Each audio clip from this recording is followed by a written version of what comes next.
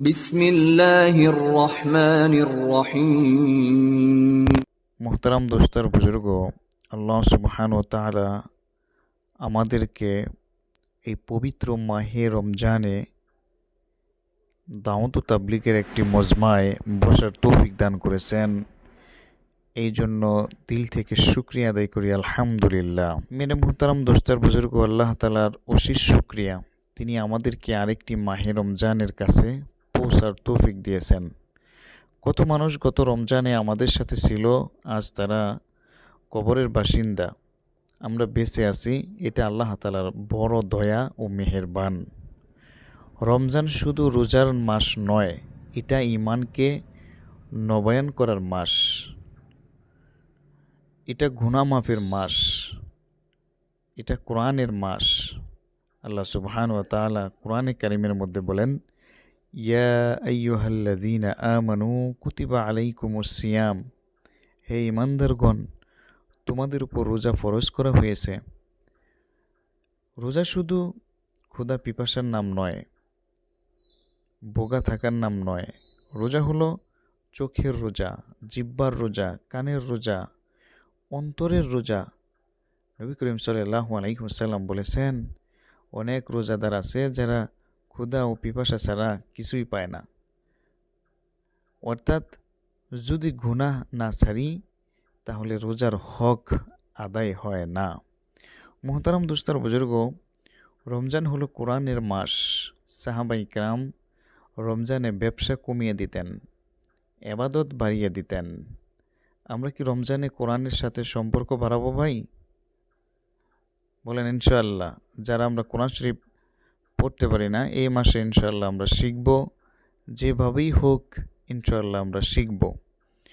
প্রতিদিন কিছু সময় কোরআনের তেলাওয়াত অবশ্যই করব, অর্থ বুঝে পড়ব ইনশাআল্লাহ। নিয়ত করা যায় ভাই ইনশাআল্লাহ। রমজান হলো নামাজ ঠিক করার মাস। যারা সারা বছর জামাতে আসে না, রমজানে যেন প্রথম কাতারে দাঁড়ানোর চেষ্টা করি। তাহাজ্জুদ, তারাবি এই মাসেই সুযোগ। ইনশাআল্লাহ আমরা বেশি বেশি নামাজ আদায় করব।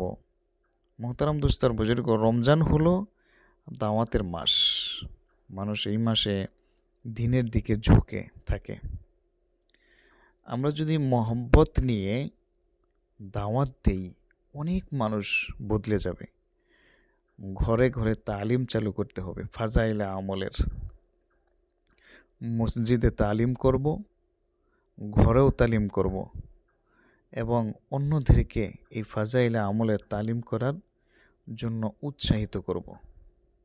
পরিবারের সাথে বসি, সন্তানদের নিয়ে মসজিদে আসি। রমজান হলো ইখলাস শেখার মাস। রোজা এমন ইবাদত মানুষ দেখে না, মানুষ দেখে না, শুধু আল্লাহই জানেন।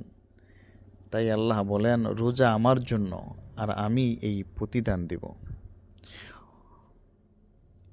কত মানুষ গত রমজানে বলেছিল, আগামী বছর হায়াতে যদি বাঁচিয়ে রাখে আমি ভালো হয়ে যাব, কিন্তু তারা আর পায়নি, তারা কবরে চলে গেছে। আমরা যারা এখন বেঁচে আছি, আমরা যেন আজই এই কথার নিয়ত করি, এই রমজান হবে আমার জীবনের সেরা রমজান। এই রমজানে আমি গুনাহ ছাড়ব, আমি নামাজ ঠিক করব, আমি কোরআনের সাথে সম্পর্ক বাড়াবো, আমি আল্লাহর রাস্তায় সময় দিব। আল্লাহ সুবহানাহু ওয়া তাআলা আমাদের সবাইকে তৌফিক দান করুন। মেরে মোহতারাম দোস্তর বুজুর্গ, দাওয়াত ও তাবলীগ এই মাসে আমরা